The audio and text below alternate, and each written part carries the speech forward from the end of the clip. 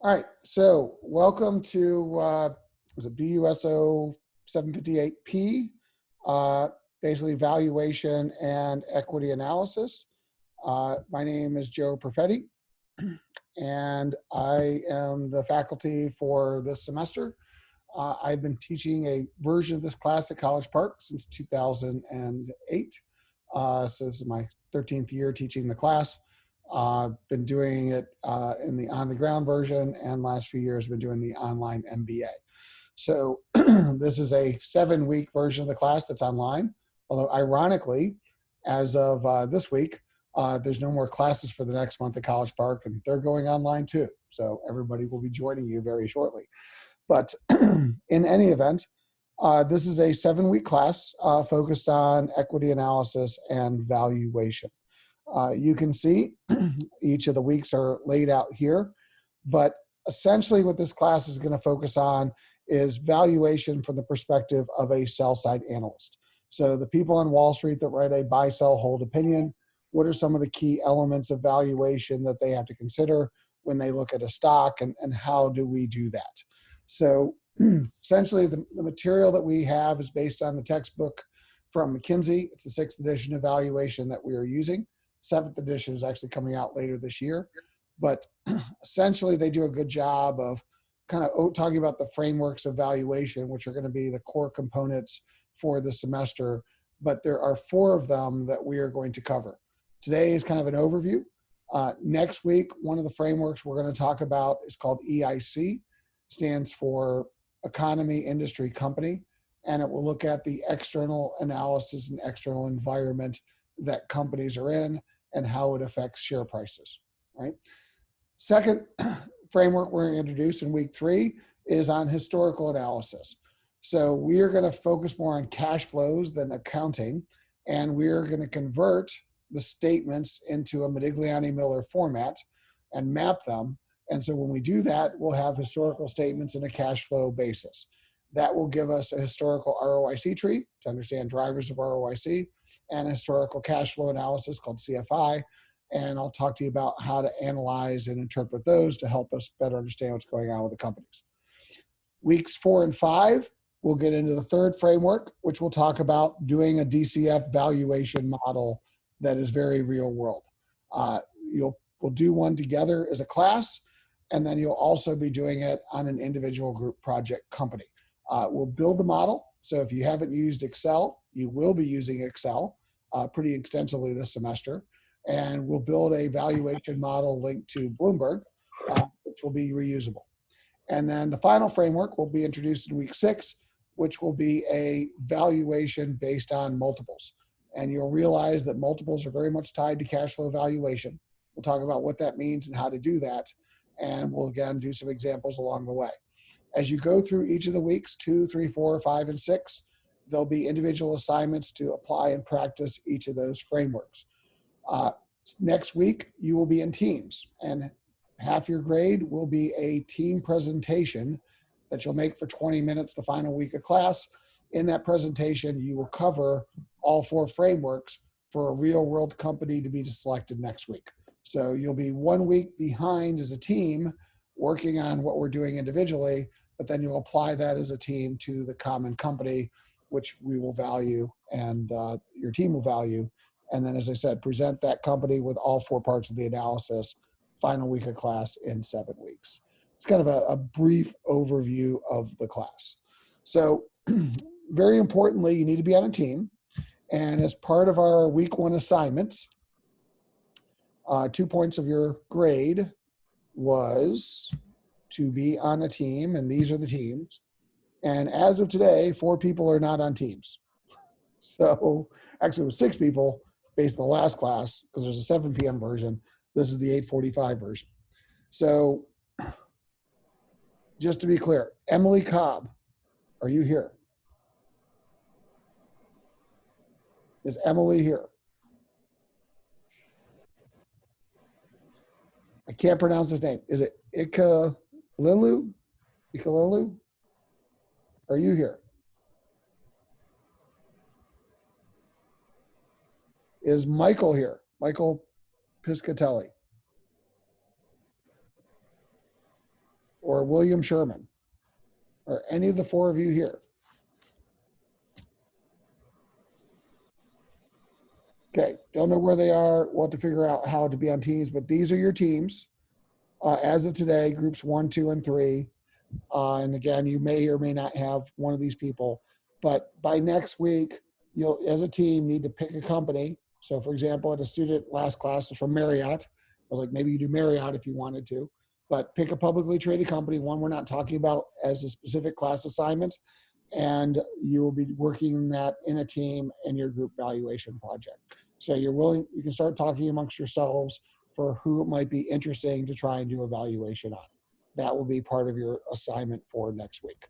Right before this class started, I posted a lecture note 1, which we're going to cover in the assignment section. So it's here for March 11th. And as we have lectures each week, I'll post the files here. And I will also be recording these classes. We're going to use Zoom this semester because the alternative software kind of sucks and Zoom works. And so each of these will be recorded and posted on YouTube after the session. So if for some reason you can't make a class, you can watch the class on YouTube and have a video, and as well as if you need it for a reference. So each of the classes will be recorded with screen share, including this one. Okay. So let's go ahead and jump right in to our content. So I'm going to start talking about lecture note 1.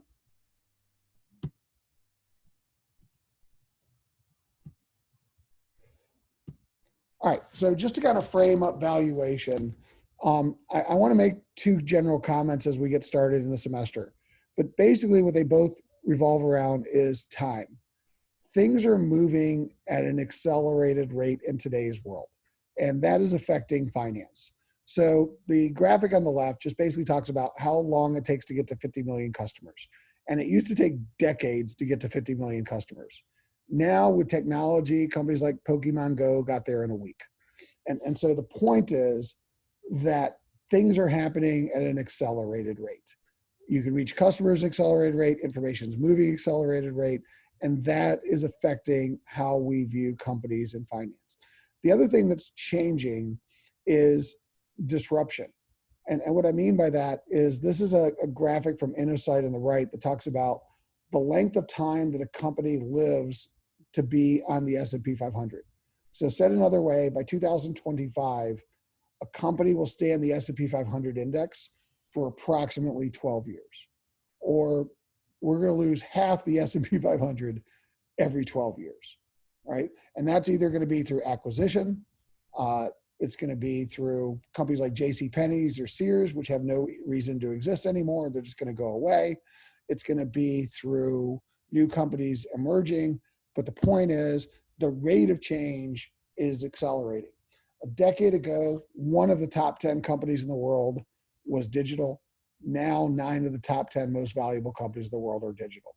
And so the only constant is going to be change. And that's just an important thing to understand as we go through this class and as we think about companies.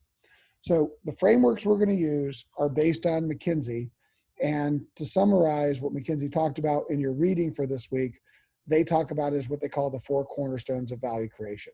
And these are the themes that we're going to be covering this semester, right?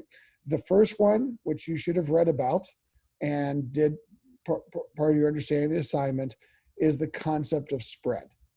That over time, a company has to have a positive spread to create value. And so in any finance class, you'd have learned IRR against a cost of capital or a hurdle rate. And over time, to get a positive NPV, the IRR has to be greater than the R. Well, the same is true when we do corporate valuation. We just changed the terminology. IRR becomes ROIC, and the hurdle rate or discount rate becomes the cost of capital or the WACC. And to create value over the cycle of a business, just like the length of a project, you have to have a positive spread, right? So that's the only way that you can create value. That's the first cornerstone. And by the way, ROIC, as we'll talk about in a few minutes, is a proxy for free cash flow. So if you have a positive spread, you also generate more free cash flow, you create more value. But one of the other core concepts is that approximately half of that spread is the industry that you're in.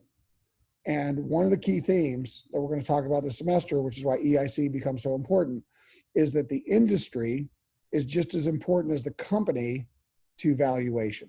And what I mean by that is even Warren Buffett says that. He says that, look, I don't invest in companies, I invest in industries.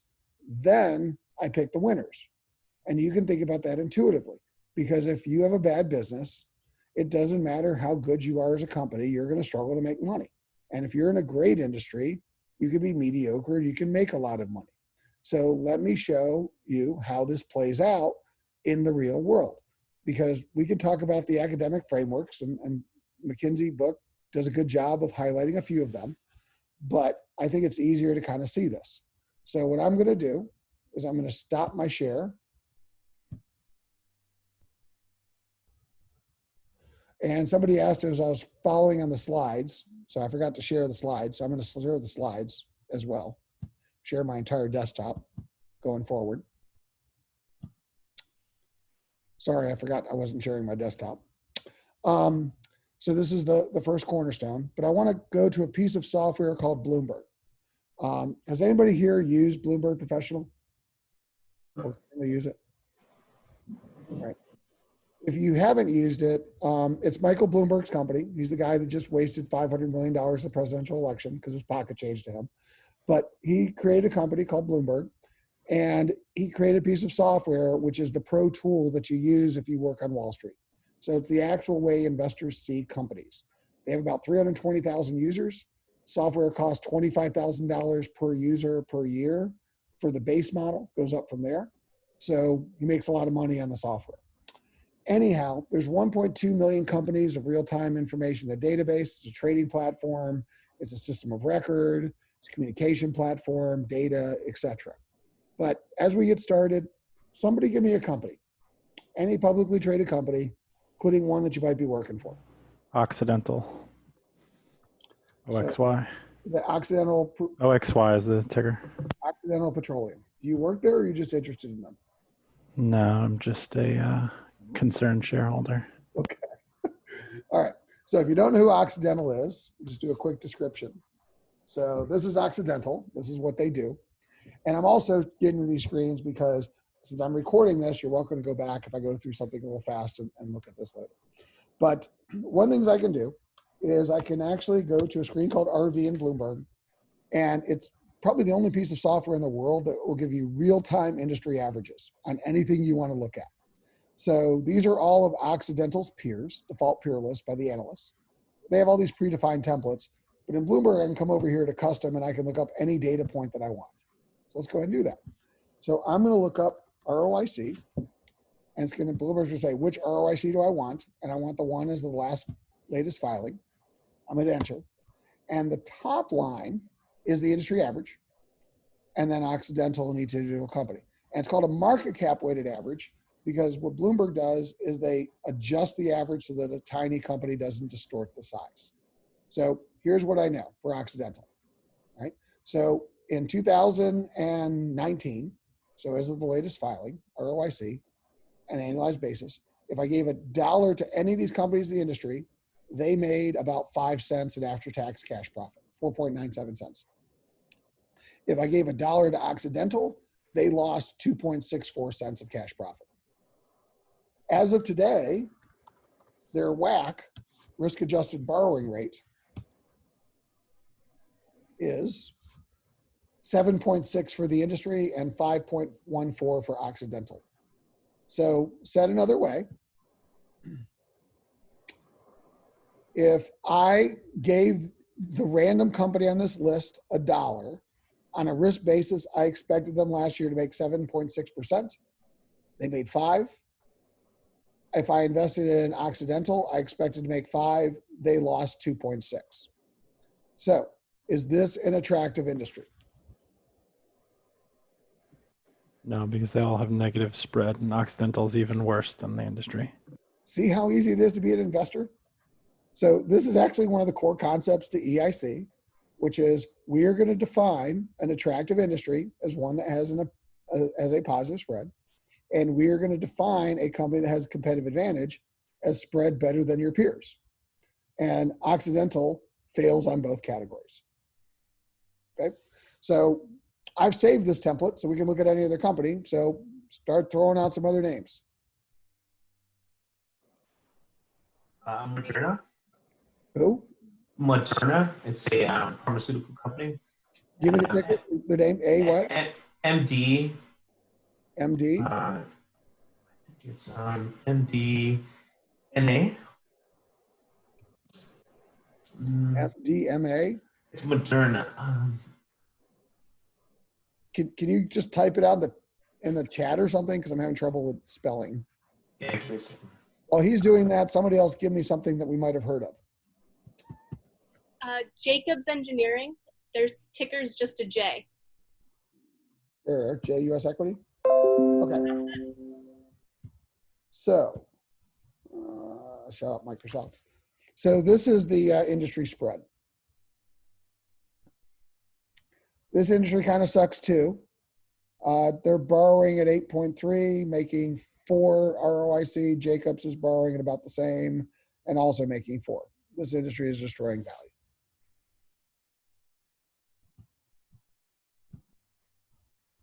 Sorry, I'm just going to check the chat. Moderna, M-O-D-E-R-N-A. M-O-D-E-R. Aha, they're there. Moderna.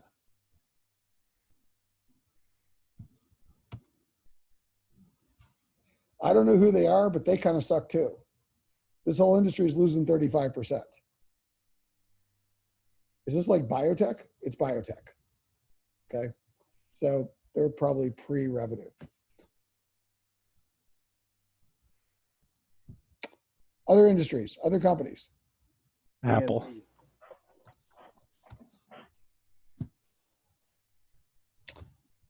Apple.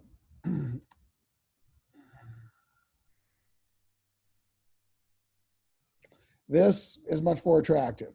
They're borrowing at 9.6. Last year they made 26.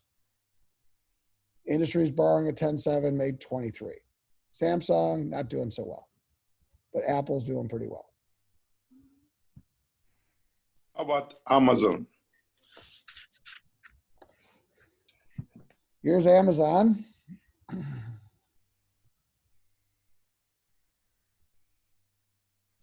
They're borrowing at 10, making 10 and a quarter.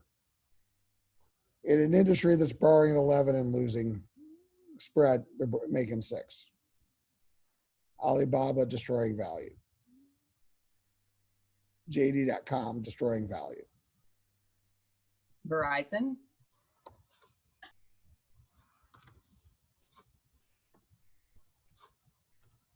There's VZ. So these are the telcos. Verizon right now, at least financially, is doing better than their peers, making 12 against a 5% whack, with an industry with a slightly positive spread. But some of the telcos are not doing well. This is a good example, and I'll switch this from global to, for example, US. But this is why you're not going to see 5G anytime soon. Outside of Verizon, there's not a lot of great returns in this industry. So there's not a hurry up and go spend $30 to $40 billion to give you the next great thing that's going to be in a price war. Here is automobile, Ford, and all the automobile industry. And you can see that the automobile industry right now kind of sucks. It's a very poor performing industry. Destroys a lot of value. Ford destroys even more value in a bad industry. The only one really doing well is Ferrari. If you make $500,000 cars, you can probably make a profit. All right. If you're not making $500,000 cars, it's harder to make a profit. Tesla, in a league of their own, is doing even worse. Their cost of capital, because they got some tech elements to them, is 8.8, and they're losing 1.45 last year. How trailing are these numbers? This is latest filing, so it's last 4 quarters. So through the last quarter. Now, obviously, all hell's breaking loose with the virus. So we'll talk about that separately. but here's like oil and gas. This is before oil went to $30 a barrel, by the way. So I can show you all day long or tell you all day long that the academic studies say it's in the book that some industries are better than others, but it's much easier to see it. And that's what I want you to start to understand. And this is actually going to be one of the key points we're going to talk about this semester, including in EIC, is that some industries, like here's fast casual, are more attractive than others. And I'd rather invest in fast casual and make 27%, borrowing at 6, than invest in the automobile industry, borrow at 6 and lose 2. I mean, just by nature, I'm already behind the 8 ball trying to invest in any one of those automobile companies, where you got to really work hard in this industry to find somebody not doing well. And some companies, like look at row 104, Domino's, making 73%. You know, you throw cardboard and cheese on it, it's actually pretty darn profitable. Same thing with Yum Brands. That's KFC, Pizza Hut, Taco Bell. As a matter of fact, I think they just offered some money to buy Monster Beverage today. Was that PepsiCo? It's one of the two. But regardless, much more attractive industry, and it's really easy for investors to figure this out. You know, somebody mentioned biotech. I could go to Pfizer and look at the pharmaceutical industry. So same idea, how attractive is this industry, right? And you don't have access to the Bloomberg software, unfortunately, because to use it for free, you can actually use it at College Park for free, because we actually have 60 terminals at College Park, and we actually have 32 of them in one classroom, where the actual on-the-ground students take. But you can't access the lab because it's actually being closed for the next month. And on top of that, you probably are not near College Park. So what's going to happen this semester is I'm going to give you screenshots, I'll give you data, but what you're going to actually see and use is actually real data, same data as the pros. And so that's what we're going to actually use as our data source as we go through the semester. But the key I wanted you to understand is it's really easy to figure out an industry spread. It's really easy to figure out an industry average. And it's really easy to see how you're doing against your peers, right? And I am being judged on that every single day. And if I want to create value over time, it's much easier to do it in the pharmaceutical industry than it is in oil and gas. And that's just something that I need to understand when I do valuation.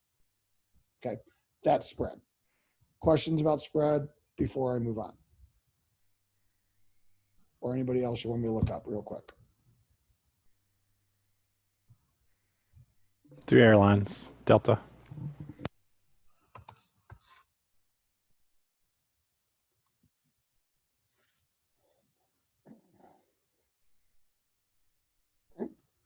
Best in breed. Delta is in the US. So, second cornerstone. It's about cash flow, not net income.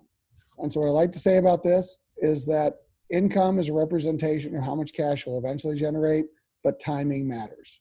So the metaphor is pay stub. Pay stub is what you might have been paid on March 1st. It's not how much cash you have in your account today, and how much cash you have in your account today matters a lot more than what the pay stub said you got paid on March 1st. Now, eventually they'll be the same, but there's something called time value of money, and timing matters. So in finance, we care about timing, and therefore cash flow is much more predictive of value than income, even though they'll eventually be the same. So we're a cash flow driven class. Third cornerstone, expectations. You're worth the sum of your future cash flows, not your historical cash flows. And as I like to say, can't drive a car, look in the rearview mirror. As a matter of fact, I kind of tricked you for the last 15 minutes of this class, because what was the data that I was actually showing you? The last filings. I showed you what Delta did. I've showed you history. And finance is increasingly about what Delta will do. You're not worth what you did, you're worth what you will do. So like I said, metaphor, sporting event. Think about a sporting team. You can tell me what the score was of the last game. You can tell me what their ranking is. You can tell me who their leading scorer is, how many points or goals that leading scorer made, but none of that can tell you with certainty who's going to win the next game. And so that's the point. The value is not what you did, it's what you're going to do. You're worth some of your future cash flows. By the way, that's why Bloomberg is valuable, because it's one of the only tools in the world that gives you Wall Street's view of the future in real time. So, history. All of this Cornerstone is based on Chicago Booth School study 1976. So again, 50 years worth of data put into a punch card mainframe database, 1926 to 1975. Quarterly cash flows. They put in price, they put in cash flow, and they did regression. And what they found was a one-to-one relationship between cash and price over time for assets. So whatever cash assets generated became their price in the real world. Today, we call that intrinsic value. You're worth the sum of the future cash flows. Chicago proved that's the way the market works 50 years ago. So here's the point. They've updated that to 2019, nothing changed. They've replicated that data set around the world, nothing changed. Jeremy Siegel of Wharton replicated that data set back to 1812, nothing changed. Cash equals price. So what I need to understand for Delta is not what they did, but how much cash will they generate, because that gets me a $42 price. So very quickly, there's two parts of Wall Street. Something called the buy side, and there's something called the sell side. This class is actually more about the sell side. But let me tell you a couple words about the buy side. So the buy side are these people. The buy side are the institutions that own Delta's stock. Okay, these are the shareholders. And what Bloomberg tracks is a very powerful feature, is 91.4% of Delta's shareholders are on this scrollable list. Biggest shareholder, Berkshire Hathaway, Warren Buffett, owns 11.2% of Delta, 71,886,000 shares. And by the way, as of February 27th, they just bought another 976,000 shares of Delta. All the way at the bottom, you have Willingdon Wealth Management, which owns 49 shares of Delta. And I'm telling you, if Willingdon Wealth Management sells their 49 shares of Delta, nobody cares. It's not going to affect the stock price. It's not even going to be a ripple in the pond. But if Lansdowne Partners sells 2.5 million shares of Delta, that's going to drive the stock down.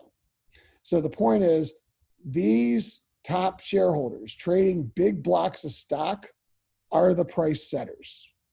And they're using the principles that we're talking about in this class. So it's Berkshire, Vanguard, BlackRock, JP Morgan, Bank of America, Goldman. These are the institutions that own Delta. They're called the buy side. So I'm going to pick one. Let's say that you work for, I don't know, BlackRock, and you're a fund manager for this, I don't want to do an ETF, this mutual fund. There's all ETFs these days. Well, I'll do this iShare ETF as a simple example. That's what you get for picking a passive provider. I should have picked an active fund, but you'll get the idea. We have Let's active say too. I have a fund, and in my fund, I got 1,500 companies in my portfolio. And I'm trying to keep track of these to figure out what I want to do. How do I keep track of 1,500 companies? And the honest answer is I can't. So what the buy side ends up doing is they hire people called the sell side. I'm sorry, I have a dog that's barking in the background. He'll calm down in just a second. He's a teacup chihuahua named Monk, by the way. But in any event, so I hire the sell side, and it's these people that work for the banks that don't actually own the shares. Sorry, that's a Delta. That are my consigliere that are actually telling me to buy, sell, hold the stock. So the point is, these buy, sell, hold opinions that are actually tracked for Delta by these 19 analysts on Wall Street, by, for example, Jamie Baker of JP Morgan, Michael Linenberg of Deutsche Bank, etc. Basically, they're not for you and me. They're for BlackRock, right? And so the point is, I hire them to tell me what to do. And then when JP Morgan says buy, I buy. So as of today, Delta, which is trading at $42.67 a share, 13 of these people say buy. Buys are worth 5 points. 6 of them say hold. Holds are worth 3 points. None say sell. Sells are worth 1 point. On a 5-point scale, Delta is a 4.32 out of 5 from an investor standpoint. They all put in target share prices of where they think Delta could trade the next 12 months. Bloomberg averages these to get a target share price for Delta of 66.61, which based on today's closing price is 56% upside if you can hold on for the ride by your fingernails. Last 12 months through today, they're down 14%. Now, it's not saying the analysts are right, but this is what they're predicting. So let's say Jamie, who's pretty bullish on Delta. So Jamie of JP Morgan has a coverage universe of 12 airlines. His entire life is writing research on these 12 airlines. Jamie probably has a team of 3 people. It'll be Jamie. See if we get a picture of Jamie. That's Jamie. That's his number at JP Morgan in New York. That's his address. That's his email address. If anyone wants to ask him about Delta, that's real information. The yellow means he's logged into Bloomberg, but he's not near his terminal, so we could IM him. And because it's a system of record, he's probably going to respond. So he figures out who we are and then blocks us. But in any event, so he writes his research, and basically the most important thing besides the buy, sell, hold is he creates an Excel model, which is a spreadsheet that you have to pay to access. So I can't access the spreadsheets because for $25,000, it's not enough at the University of Maryland. And then what Bloomberg does is it averages all the guesses of the future of these Wall Street analysts for the financials of Delta. And this is everything they're forecasting, from passenger volumes to miles flown to rent, fuel expenses, income statement, balance sheets. And then what we do is it creates this screen, which is a real-time view into the future financial forecast of Delta. This is Wall Street's baseline, called the consensus estimate database, of basically Delta's income statement, balance sheet, and cash flow, which is going to drive that share price. And so that is, I see some text messages jump in here I've been ignoring. So we go to the chat.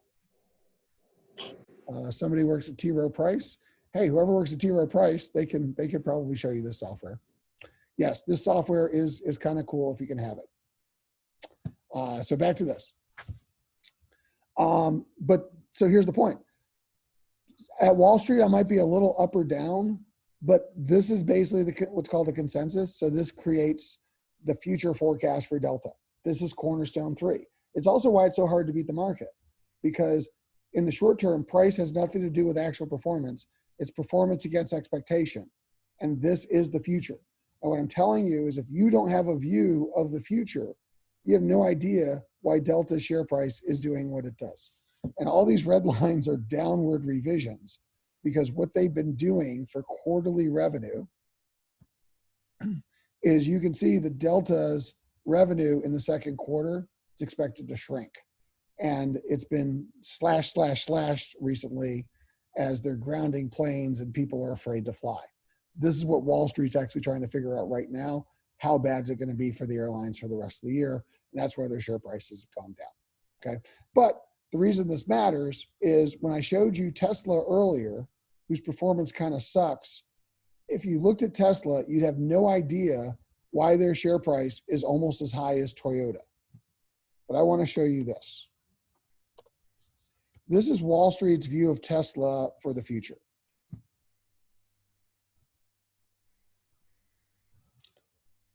This is a view on an annual basis. And I want you to look at row 13, which is Tesla's revenue forecast in billions of dollars. And then I want you to look at row 17, which is their pre-tax profit. And then I want you to look at row 28, which is their free cash flow. And I want you to look at 22 and 23, years 2022 and 2023. And I want you to start to tell me, is a valuation for Tesla that says they're worth $100 billion so crazy? Because if I'm basically valuing a company that's going to have $50 billion in revenue in 3 years, generate $8 billion of pre-tax profit, and generate $4.5 billion of free cash flow, it doesn't sound so crazy anymore. And so what I'm saying is, this is why people are like looking at companies are like, I have no idea what they're doing, because what they're doing is they're looking backwards. And so one of the things I'm going to show you this semester is how to look forwards and how to actually not only use this information to do valuation, but also to how to actually make these guesses and put them into a model. That's a lot of what the next few weeks are going to be about. But before I go any further, I'm just going to pause to see if there's any questions or comments from the group. So the number column is the number of estimates by analysts, correct? At Yes. those time periods? Okay. Yeah. And what's interesting is every analyst actually makes an estimate, but they can flag it whether or not it's public or not. So basically what you'll see is that the analysts actually have revenue estimates for 2023, but not everybody's willing to put themselves out there publicly in the consensus, because basically what that means is you're tracked.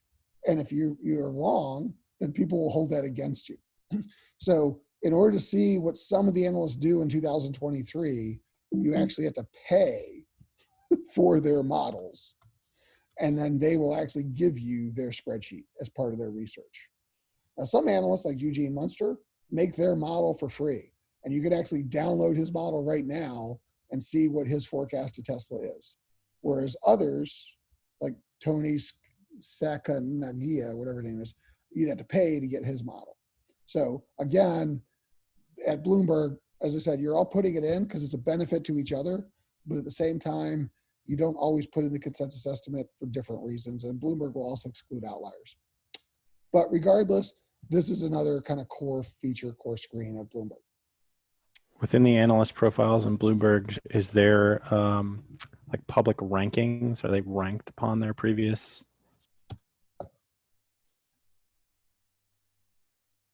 Yep. Yes, they're quantitatively ranked.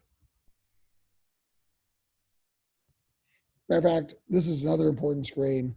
I'm also ranking Tesla on this screen. Actually, this is probably a better screen, ERN. This is Tesla being scored as well. Because, for example, this was Wall Street's consensus estimates. This is what Tesla reported. This is how much of a surprise there was year by year against the consensus estimates. And you can see Tesla had a giant surprise recently. Wall Street was shocked by what Musk reported in his last year, which is why Tesla stock price started zooming again, right? Versus you take a company like, I don't know, Lockheed Martin, defense contractor, and you can see that Lockheed Martin pretty much nails their earnings estimates every year. There's not a lot of big surprises in what they're going to do. They're much easier to predict in terms of what the market is expecting versus what they give. So the analysts are much more accurate at forecasting a company like Lockheed Martin. So when somebody actually makes adjustments to Lockheed Martin's earnings, has a lot of impact on their share price, because the analysts all start saying they're not going to do it. People don't actually think they're going to do it. But again, this is just part of what we're going to talk about, but this is cornerstone number 3. Cornerstone number 4 is competitive advantage. Over time, you got to have some competitive advantage. Otherwise, you're not going to be a sustainable business. You're not going to maintain these returns and maintain these growth rates. So we have to understand that information.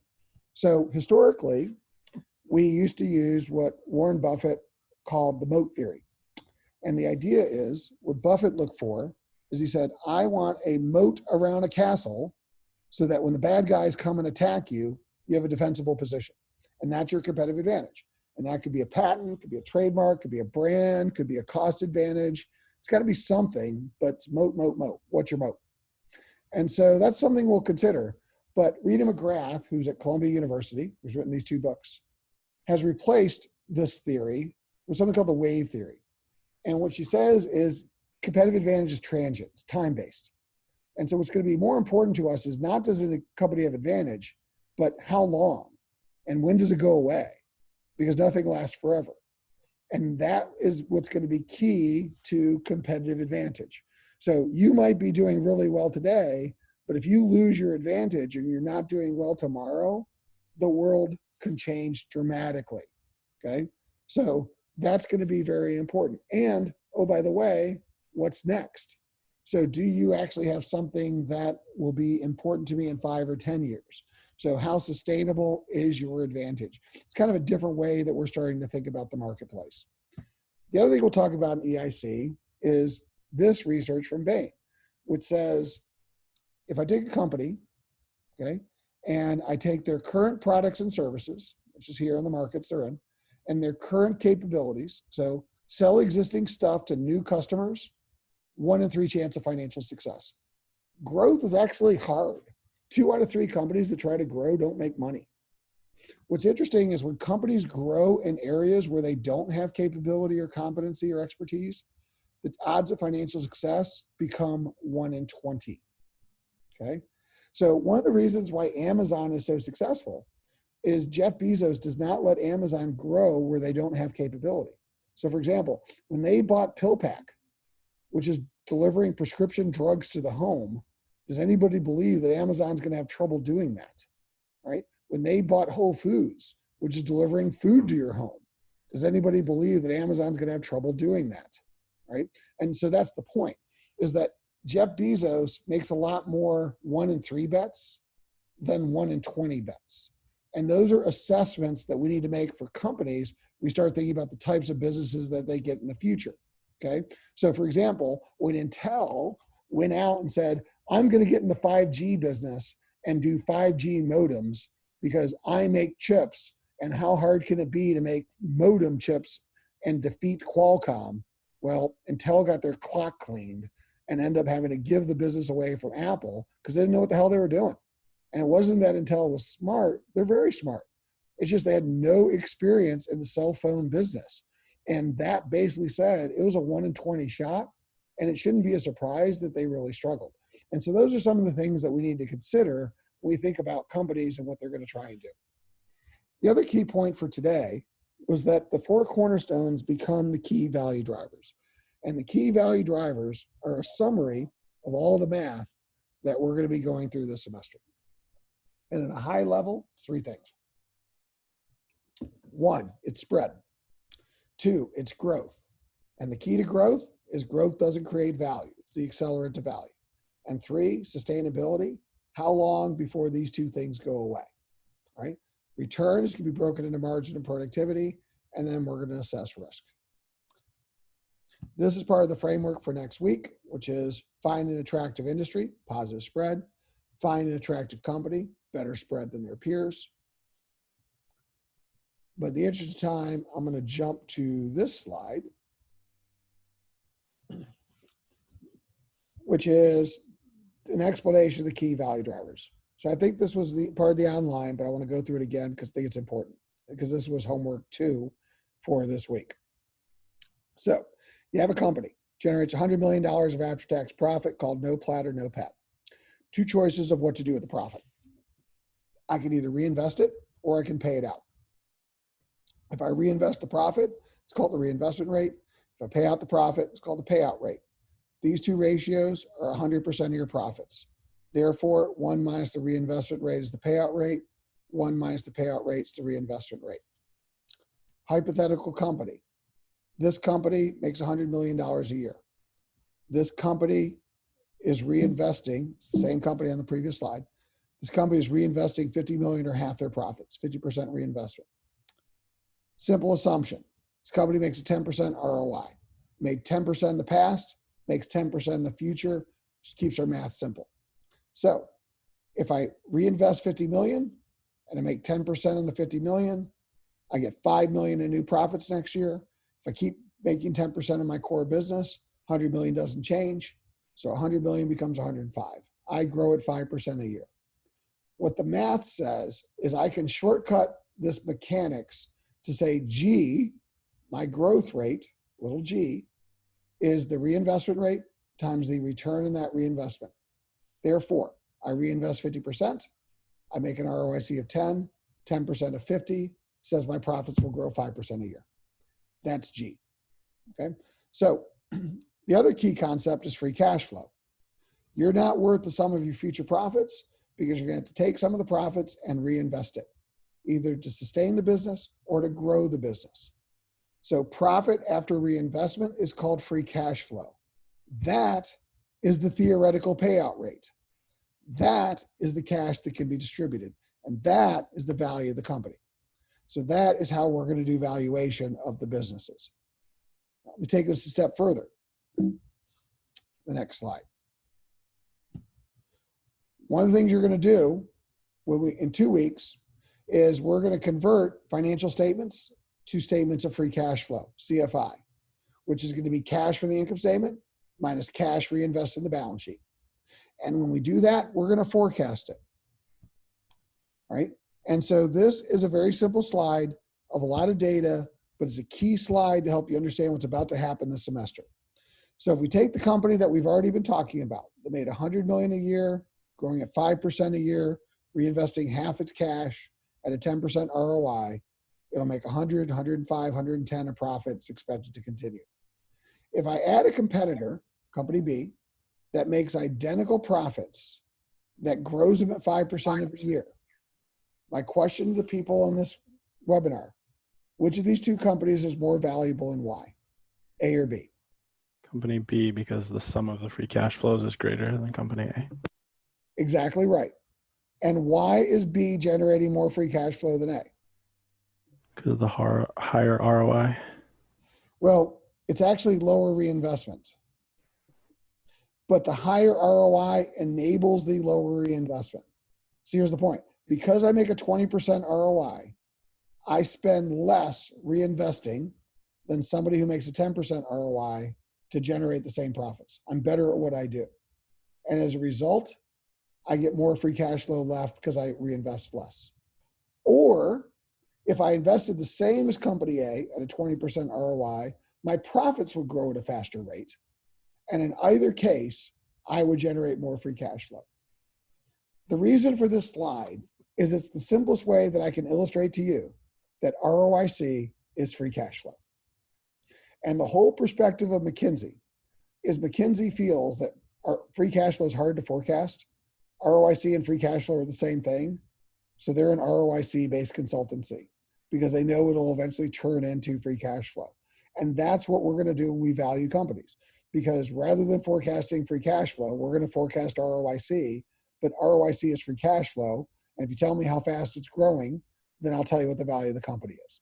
That is key value drivers. So at the same level of growth, key assumption, same level of growth, different ROICs, whoever has the higher ROIC will generate more free cash flow.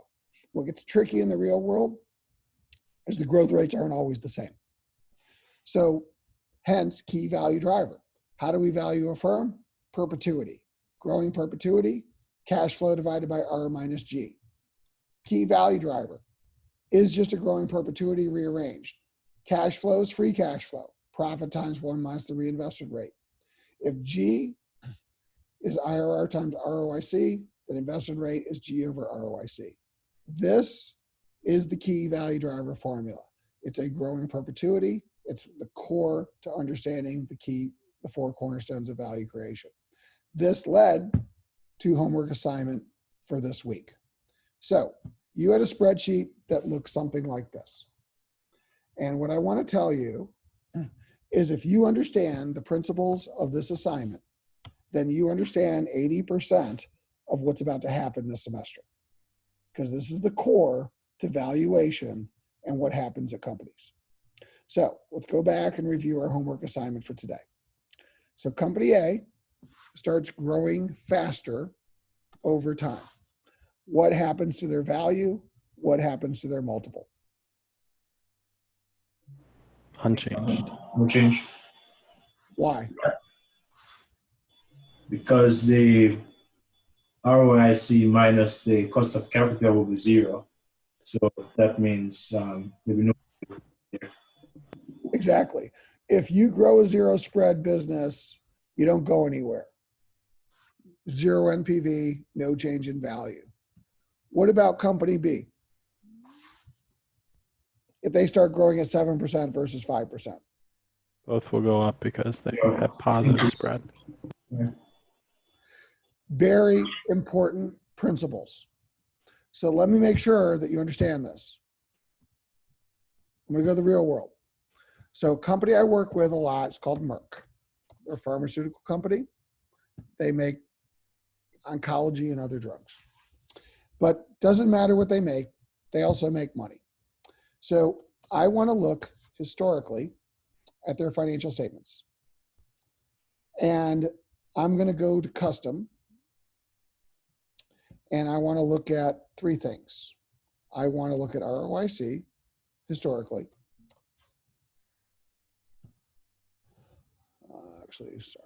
Custom.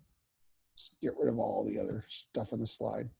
I want to look at their ROIC year by year historically.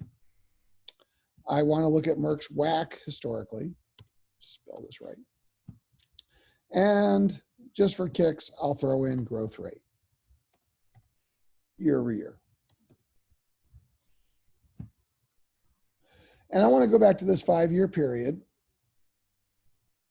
looking between 2013 and 2017. Look at their spread, look at their growth, and tell me what the stock price chart looks like.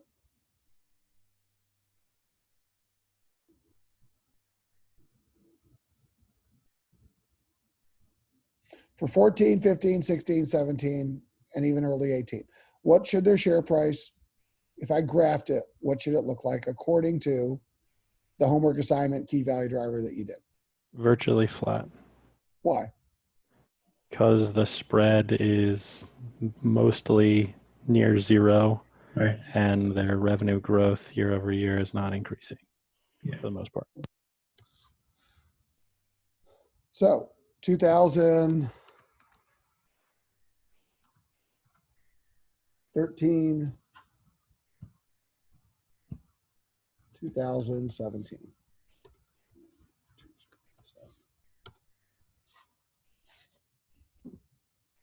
This should not be a surprise.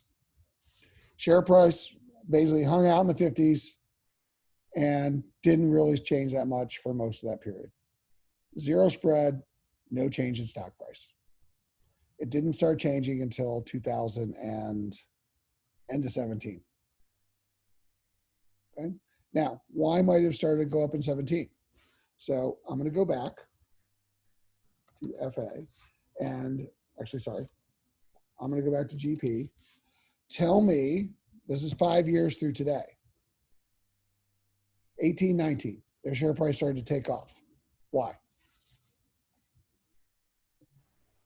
A single drug. No, put it in terms of spread and growth. So ROIC probably grew. They improved their ROIC. That's what the academic framework should tell us. So let me come back here. ROIC. WACC. Growth. What happened the last 2 years? They're growing positive spread. 2019 spread got really good and they started growing faster. Share price took off. Now it's $90 a share. Well, it's 80 today. It was 90 not too long ago. But that's the point. This shouldn't surprise you. And this is what you should start to understand about this class. Because if you see a stock chart, you have a general idea what's going on with these key value drivers. And if you understand the key value drivers, you should know what should happen to stock price over time, because that's called intrinsic value. Because whatever cash flow should become your stock price. And so when you got no spread and you're not generating any excess free cash flow relative to the risk you take, stock price isn't going anywhere. And when you start generating positive spreads, and you start growing that, then your stock price can start going up a lot faster. That's the way it plays out in the real world. And that's two of the 4 value driver scenarios that you did for your homework assignment. Now, there are 2 more scenarios you did with your homework assignment, which I'll call 3 and 4. What happens when growth was 5%, but it slows to 3 and spread stays the same? What's the answer here for company B? What happens to its value and multiple?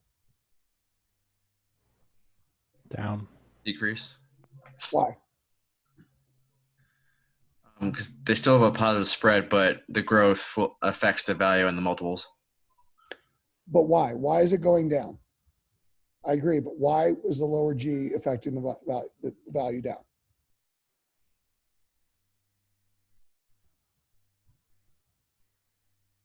So does it have to do with Does- the DCF free cash flow valuation? It does.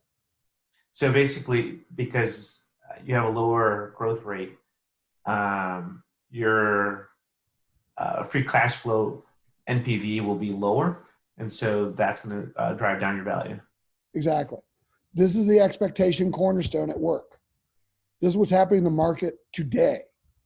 So basically, I price you as if you're going to grow at 5 and make 20, because that's my best guess. I realize I was too optimistic. You're not going to grow as fast as you thought. Well, guess what? If you don't grow as fast, you don't generate as much cash flow, your price has to come down. Your multiple has to contract. So that's the repricing that is driving the market 20% down today. Okay? Because that says that I'm getting less growth than I thought. And if I get less growth than I thought, price has to go down. Especially if I had a positive spread, because I'm not generating as much positive spread cash flow, I'm worth less. Scenario number 4, I have a negative spread. What happens when I grow? Bad. When you shrink, it's good because you're destroying value, so you're destroying less value in essence. That's destroying value. 3, 0, -4. Exactly right. I am telling you, and by the way, these are the key value drivers, growth and spread, that explain multiples. But if you understand these 4 scenarios, you know what's going on with companies. Why is Delta Airlines share price, DAL, US? Their valuation, they have positive spread, but their growth rate is decreasing, so their valuation is going down. This is the last 30 days for Delta share price. Why did their share price go from 60 to 42 in the context of the key value drivers? Growth, their growth expectation is decreased. For Why? Why did it go down? There's an expectation of lower passengers because of this current virus. So lower passengers equals lower revenue. Yeah. And so therefore growth is down. What else is down in the key value driver? ROIC. ROIC. They're going to make a lot less money. Now they're going to benefit from lower fuel costs because that's 22% of their costs. But if nobody flies, doesn't matter what the fuel is. And that's the problem, is people are not flying. And it's not just flying to Asia. People aren't flying anywhere right now because they're afraid. And this started out in China. So one of the screens Bloomberg has, we're going to talk about next week, is called virus. It's tracking the virus. This is Wall Street's dashboard on what's going on with the virus, including a real-time stats on how many cases we have around the world. So see what the U.S. says today on the map. So if I look at the cases in the U.S., we are up to 1,205 confirmed cases, up 264 yesterday, 37 people have died. But what matters is this is what's scaring Wall Street. Because we're getting some data out of China. Okay, so if I go back to virus and I start to look at, where is the China one at the map?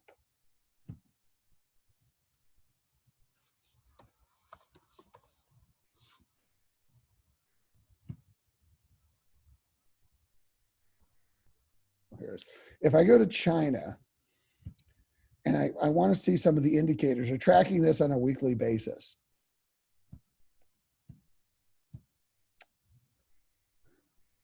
Show you some scary stuff.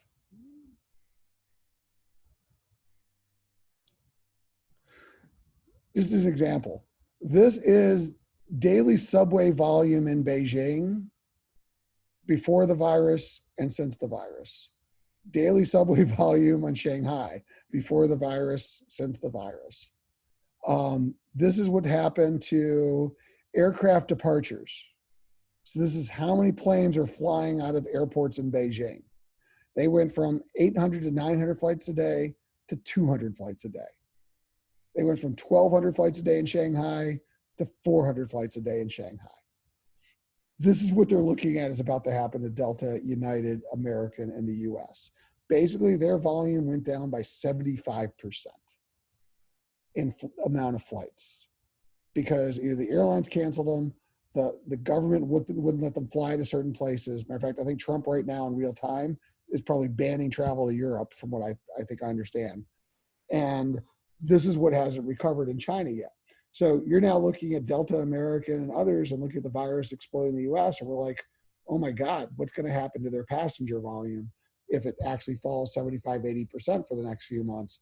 And so now less revenue, less return, and oh, by the way, higher cost of capital, right?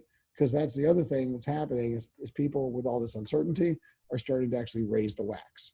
So this goes back to for Cornerstones, makes complete sense if I can figure out what numbers to put in those formulas. Problem is I just don't know how bad it's going to be. And that's where you're seeing the wild swings in the short term in the share prices. Once we get a better sense of this, stock prices will level out. Now, here's the thing. Here's what I also know about key value drivers. When Delta craters, buy them, because in 5 years, when volume returns to normal, then they're going to be worth a whole lot more money. You're going to look like a genius, right? You just got to have the cash to buy them when their share price is hanging out at 40 and you've lost all your 401k in the process. So by the way, this is where Warren Buffett cleans up because he's got a huge balance sheet with cash sitting there with nobody to buy and everybody just went on sale. So you got to figure out who's going to actually make it and who is not. But nonetheless, the principles have to apply. Okay? So this is a little bit of where we're going to go with EIC, but this is the type of stuff that, again, we have to start understanding as to why things happen. And if you understand this, you understand the whys of a lot of what we're going to do this semester. So again, pause, make sense, questions?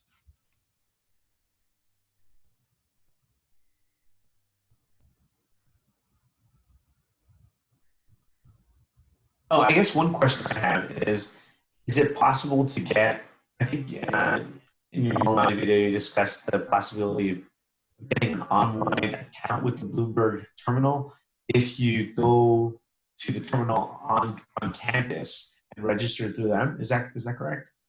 So as I said, we have 60 terminals on campus at College Park. Most of them are at the main campus. There's a few in downtown DC and a few in Baltimore.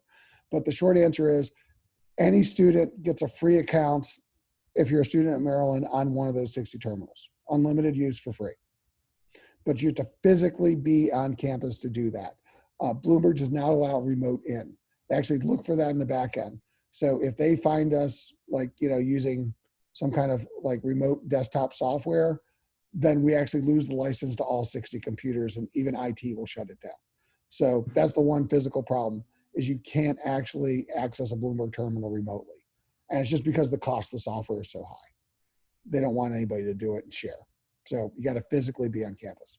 So I'm your proxy this semester, and I'll be giving you some screenshots.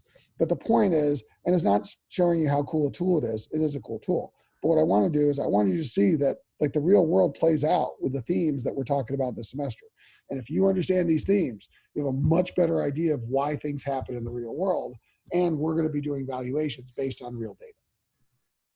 That's what this class is eventually about. In fact, I'll show you the third one. Was there another question? Just want to ask if so these drivers do they affect all industries equally? Because I take from the presentation you just showed us, it looks like there are certain industries where probably maybe the growth rate would probably not be has a huge impact on value creation as compared to the ROIC. Well, it's a growth return combination. So I'll answer your question two ways.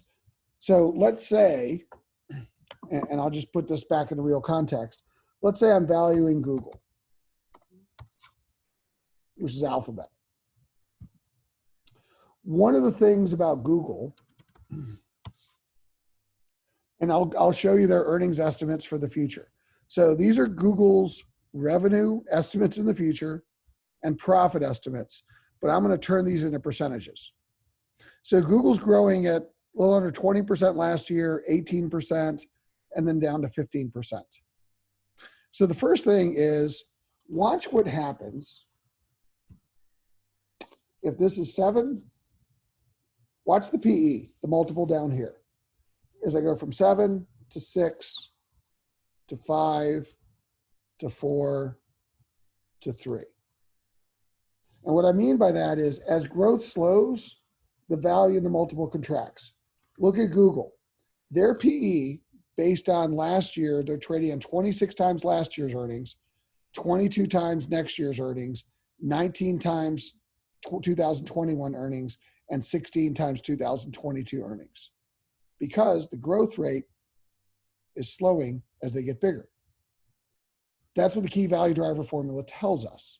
And so for Google, a very fast growing company, they're very sensitive to changes in growth and changes in PE. Their PE is going to go down by 25% because of growth slowing, not because of profits slowing. So when you have a really high spread, you're very sensitive to growth. When you have almost no spread, the growth rate doesn't matter at all. So I can actually show you Merck, when they were growing, it didn't matter that they had a slightly positive spread. Nobody cared. Because if you grow to no spread, you're not really creating any value. So the answer to your question is, it is somewhat situational based on the company that you're evaluating. So if I'm evaluating a high-end company like a Google or Facebook, slight changes in growth can devastate their stock. Whereas if I investigate a very big company that's not growing, slight changes in margin or ROIC can devastate their stock or drive their stock without much growth. So it kind of depends on what company I'm looking at as to how this would play out. But the principles always apply. What matters differently is the magnitude of what you're looking at and the stage of the life cycle that the company's in. Great question. Other questions? Just a quick question on looking at that growth for Google. So would that basically be saying that it's overvalued for where it is right now? Well, if we believe that the market is relatively accurate, then what it says is they're appropriately valued if you believe this scenario comes true. Because this generates a baseline cash flow, which is valued into perpetuity at this WACC today. Here's CAPM, which is actually what's behind it, right? And so if I know the WACC and I know the cash flows, that's the share price, assuming it all comes true. So baked into Google's $1,200 share price and $1 trillion valuation is the fact that they have to grow to these levels in the next few years. If Google doesn't hit these growth rates, their share price will go down. Like Google could actually grow next year at 16% and see a drop in share price, even though that would look phenomenal to any company. Yet it's actually missing the expectation and share price would actually go down because in the short term, it's performance against expectation. This is a baseline cash flow.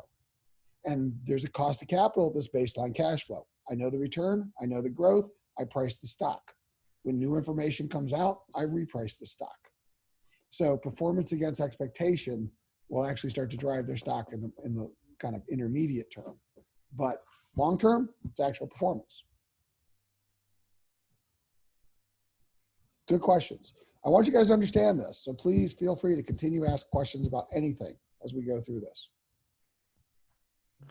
So couldn't the forward PE also decrease if you were if Google, let's say, held about a 20% growth rate over time, wouldn't the PE naturally start to decline because your EPS per share, or your EPS is per share is increasing over time. So in essence, you're earning more money on, so like the forward is always, if you're assuming a certain level of growth, should always be lower than current PE.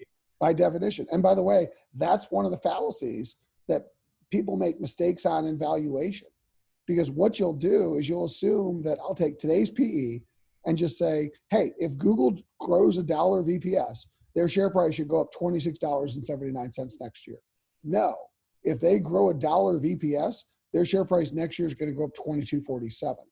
And what you'll do is you'll overvalue Google by about 15% because you don't realize that the future growth return expectation will actually drive the PEs lower over time, right? And part of it is a law of large number effect, meaning understand that when you get to Google size, put this in magnitude, when you're a $155 billion company growing 20% a year, really like hard. a large mid-cap company every year. And so every time you get bigger, the comps to keep growing 20% get harder and harder, which is why you see, and that's actually a chart in the book that says growth rates regress to about 4 to 5% over time.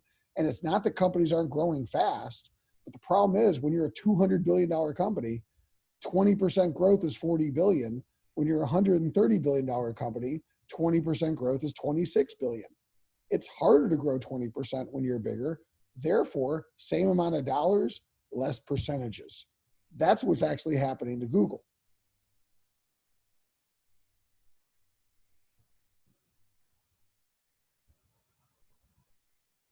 By the way, the third element of all of this is risk, cost of capital.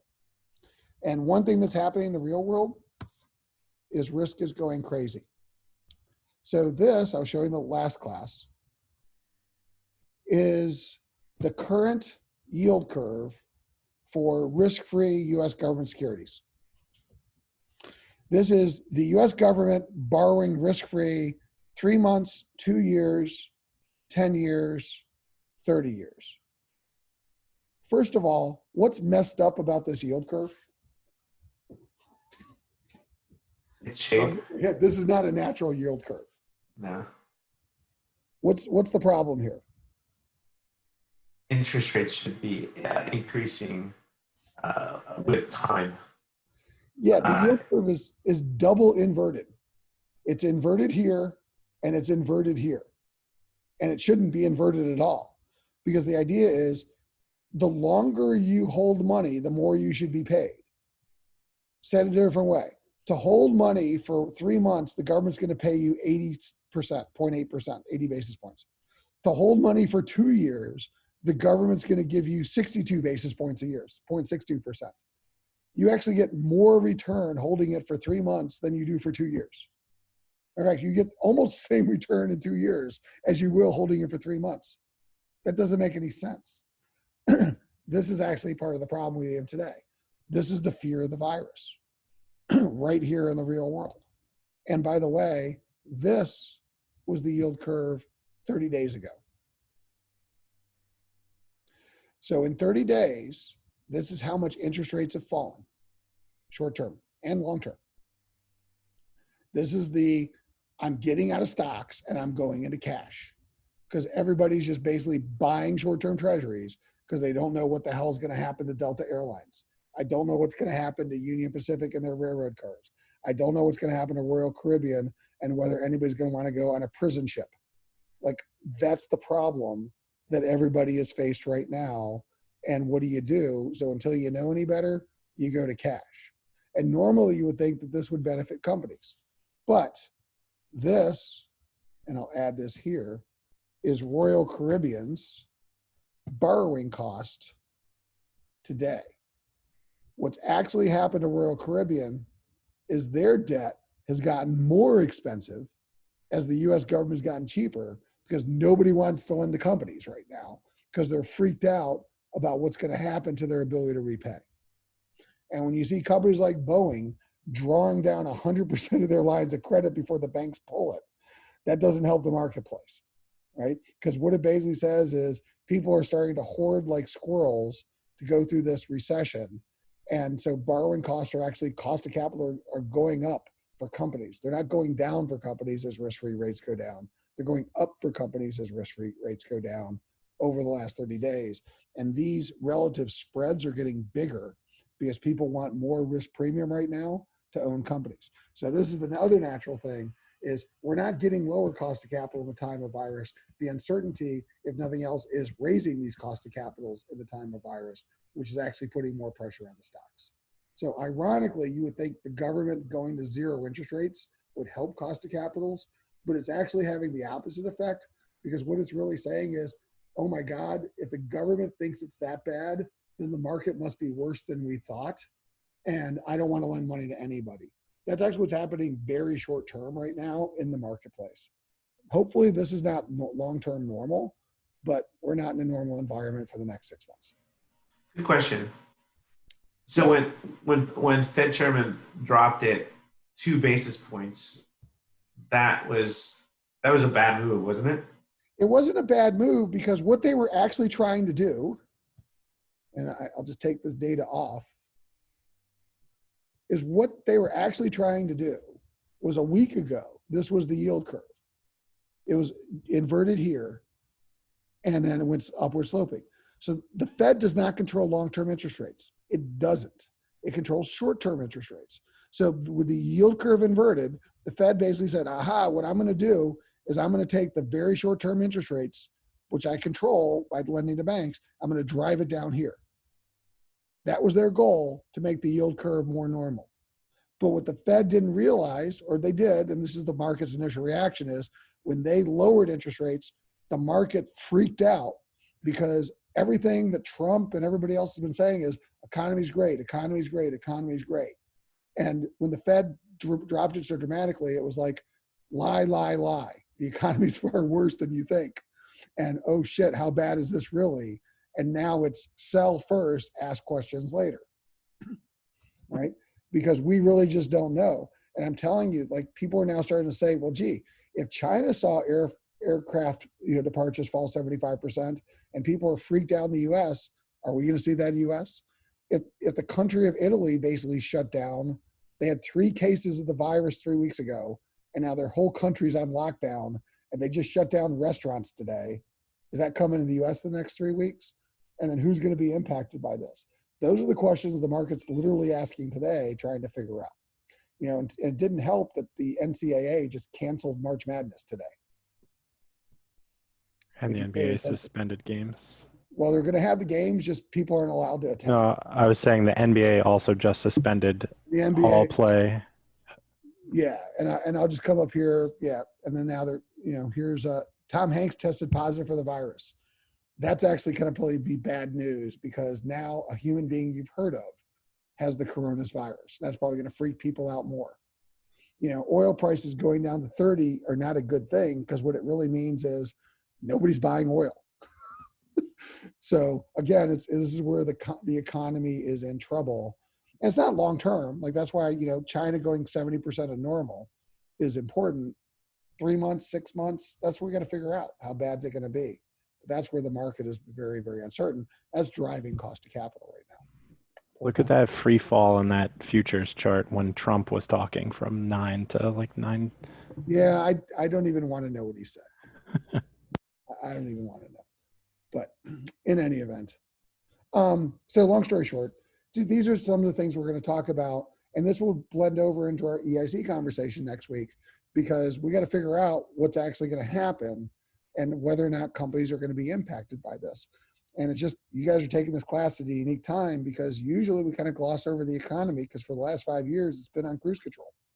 And now it's not. And for a lot of companies, Costco is actually doing pretty good.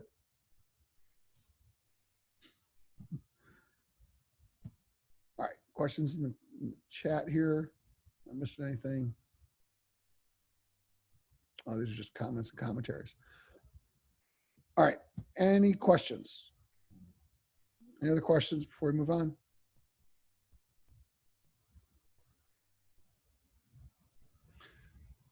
All right, so back to your assignments for next week and what is coming up. Okay. Eventually, we want to link these 2 things together. So I'll give you one last, this is really bad. Sorry, I'm just looking at this alert.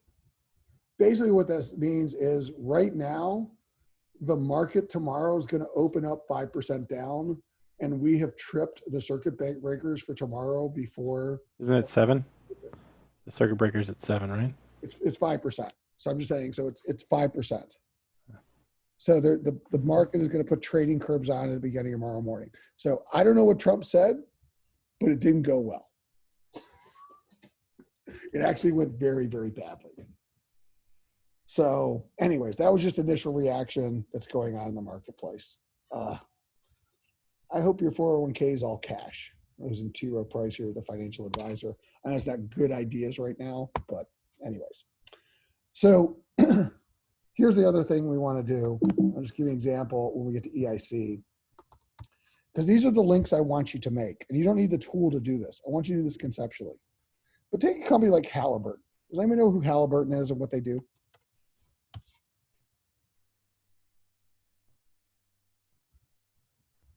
An oil driller, right? They're not a driller. What they do is they actually provide you the construction and engineering to the drillers. So they sell to the drillers. So here's something very important we understand. Here's their share price, which is for 5 years. Again, I want to get it past today. But what do you think Halliburton is going to be tied to? Because this is going to matter when we talk about EIC. What about the economy? You think if they're selling to oil companies, so they basically supply Shell and Exxon and BP and Occidental, who you mentioned at the beginning of class, they supply them with products and services to go drill, build pipelines, big heavy equipment, refineries. What do you think they're going to be tied to?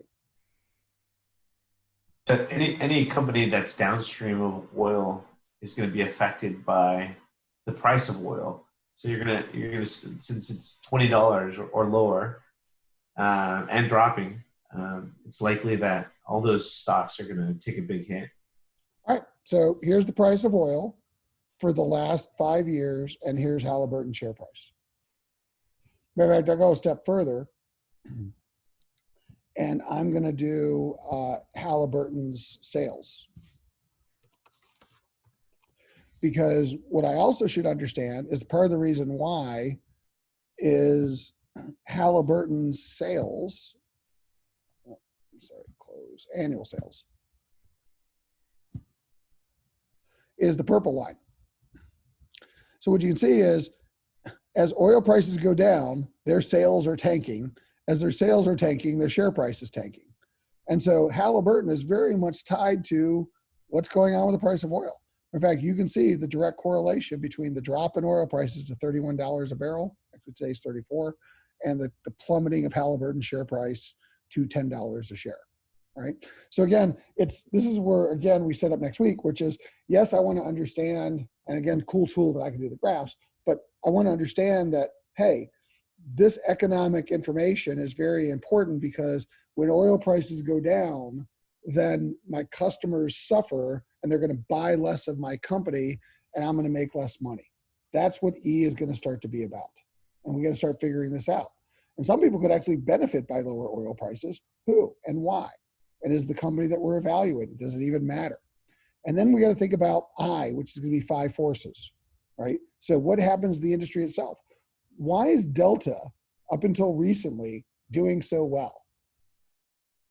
Versus a decade ago where Delta wasn't doing so well. Matter of fact, Delta's number one shareholder is Warren Buffett. Why does he love Delta? He used to hate the airlines. What changed?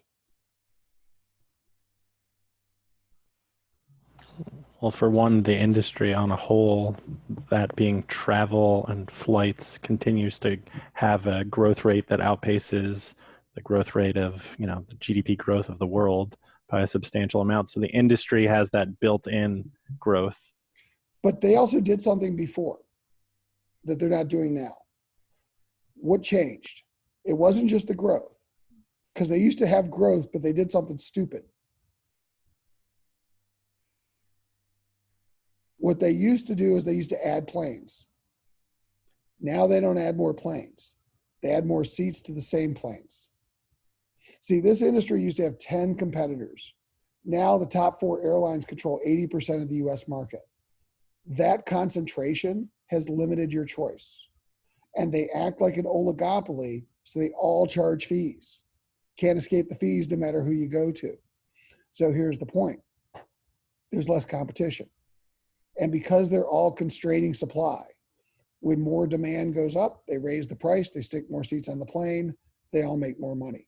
They don't add more planes. They don't add more flights. And they create these fortress hubs. So when you start looking at the industry dynamics, you understand that the industry got more attractive because a lot of the conditions also got more attractive. This is where we're going to go next week. So you're going to practice an EIC on a real company. That's homework 2. And then we're going to talk about it in class.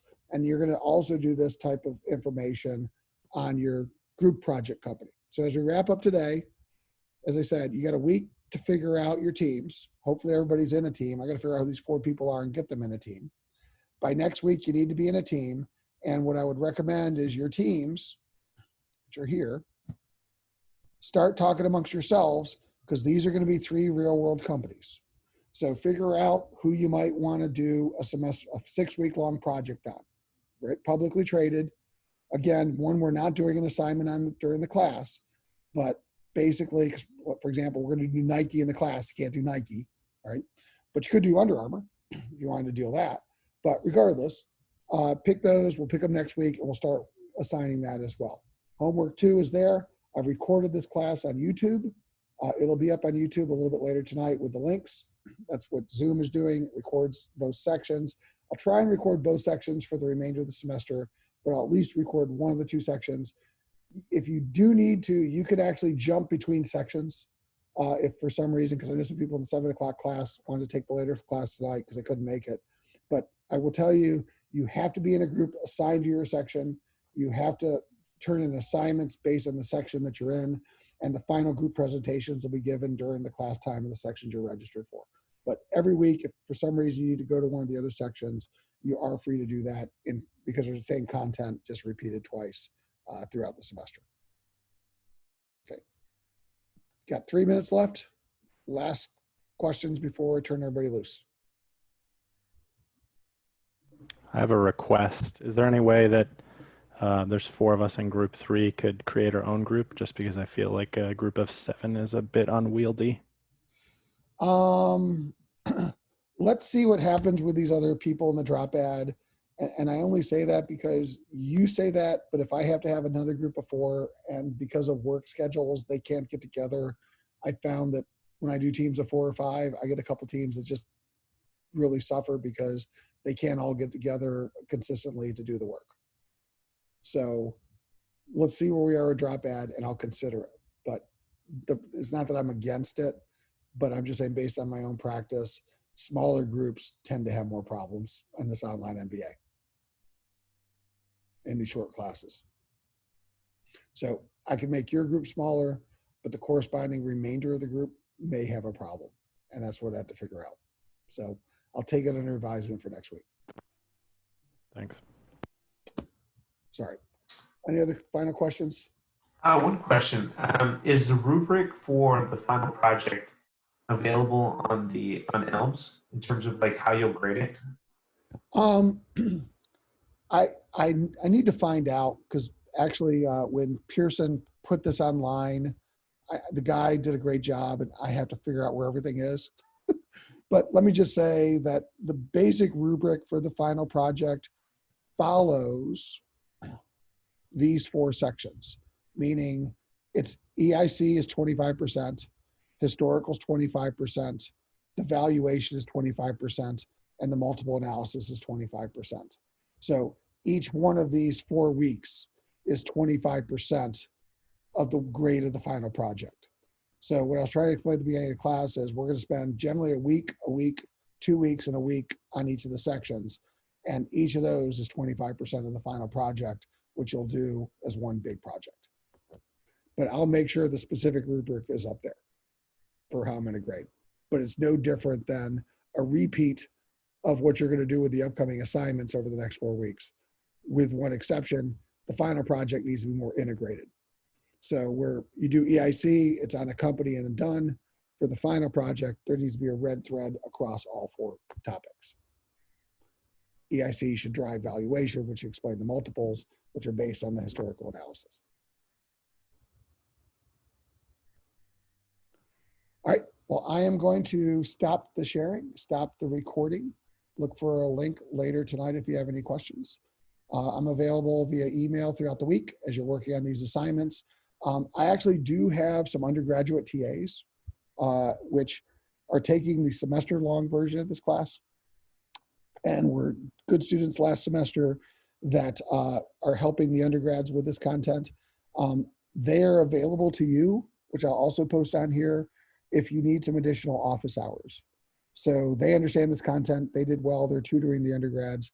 Not saying you need tutoring, but if you're struggling, because this is an accelerated class, in addition to reaching me, you'll have some access to some TAs as well over the next 7 weeks to help you with some of the topics.